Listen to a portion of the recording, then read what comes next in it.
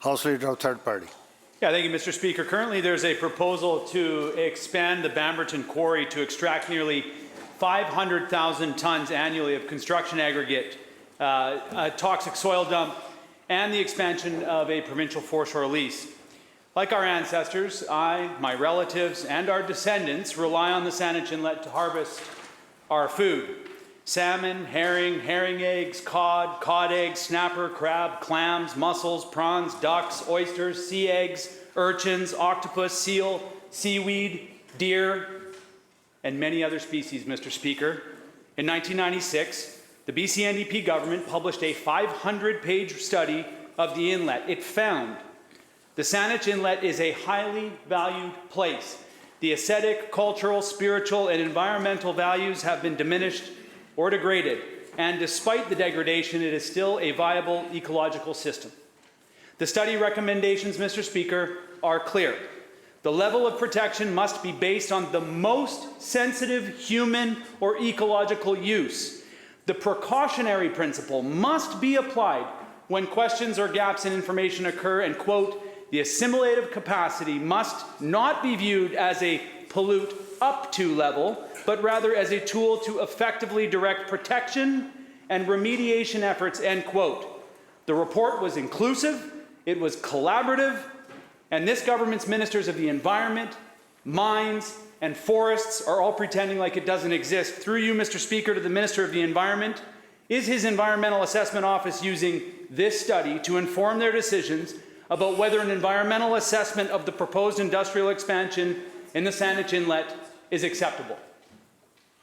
Minister of Environment and Climate Change Strategy. Thank you very much, Honourable Speaker, and I want to thank the member for raising the issue of the proposed Bamberton Quarry expansion, and I also want to thank the Saanich Inlet Protection Society for their determination to ensure that all issues related to the health of the inlet and related to the potential expansion of the quarry are on the table.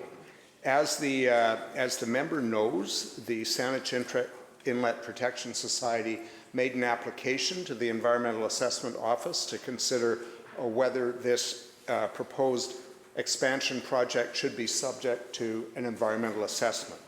The EAO has gone out of its way to hear from people. It has, in fact, allowed the Saanich Inlet Protection Society in an unprecedented manner to participate directly in having a voice in public hearings and having input into those hearings. There has been a period of time set aside after the initial report for public comment, and in fact the Environmental Assessment Office has extended that public comment period to February 21st to ensure that there is adequate time for additional public input. At that point, the result of all of the input and all of the knowledge about the inlet will be applied to the determination about whether an environmental assessment should be ordered. House Leader Third Party Supplemental. Yeah, thank you, Mr. Speaker. I think it needs to be pointed out that it took a community organization to get this provincial government to pay any attention to this application at all. Otherwise, this application was just screaming through the process. This delay that the minister has highlighted is only happening because that community group raised this. And in light of all of the information, including the 500-page study that I raised previously, in light of that information that this government has, the Environmental Assessment Office has gone to the extent to say an environmental assessment is not recommended for this project, even though the 500-page study, it was laid before this government back in 1997.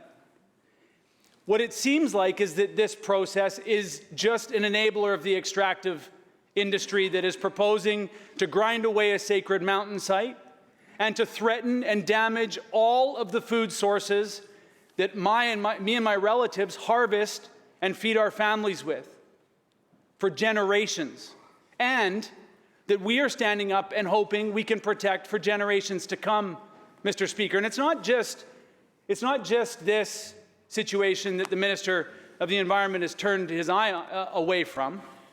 There is the Heartland Road landfill that's spreading human waste on the top as a cap. That's just on the other side of Mackenzie Bight, another place where we harvest snapper, Mr. Speaker. There's a proposal to build a highway not beside Goldstream, where we harvest salmon, but, Mr. Speaker, right in Goldstream.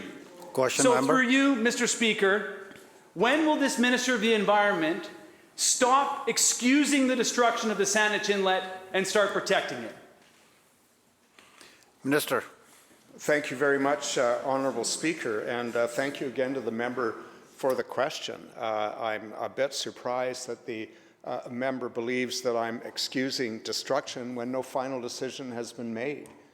I take the process seriously, and I think what the member has failed to recognize is that when we revitalized the Environmental Assessment Act in 2018 and we put in place the reviewable projects regulation, the new one, we included a provision that not only set thresholds to trigger assessments for new projects and expansions of existing ones, but we put in place a mechanism to ensure that if certain projects came close to that threshold, they had to notify the Environmental Assessment Office so consideration could be given as to whether an assessment should be ordered in a particular specific case.